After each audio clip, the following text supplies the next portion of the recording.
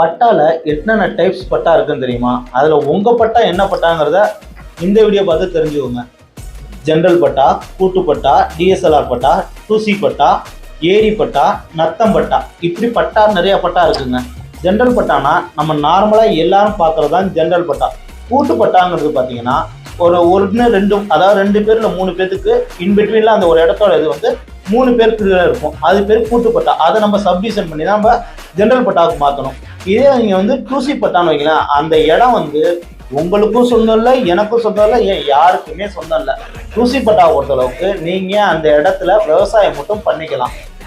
DSLR பட்டா, DSLR பட்டாங்கிறது நீங்க இப்போ ஒரு கார்பரேஷன் லிமிட்ல இருக்கீங்க, ஒரு சிட்டி லிமிட்டுக்குள்ள இருக்கீங்கன்னா அந்த பட்டாவுக்கு பேரு டிஎஸ்எல்ஆர் பட்டான்னு சொல்லுவாங்க.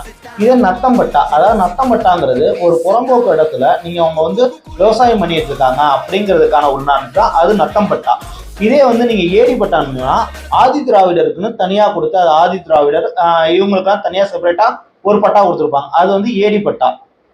பட்டான்னு ஒன்று இருக்கு. அது என்னன்னா நீங்க வந்து ஒரு விளையாட்டுத்துறையில நல்லா ஒரு இதுல இருக்கீங்க, அவங்களுக்குன்னு ஒரு இடம் ஒதுக்கியிருக்காங்க, இல்ல இந்த நலிந்தோர்களுக்குன்னு சொல்லி ஒரு இடம் ஒதுக்கி வைப்பாங்க. இந்த மாதிரி உள்ளவங்களுக்கு நில உரிமை பட்டான்னு சொல்லி ஒரு பட்டா கொடுப்பாங்க.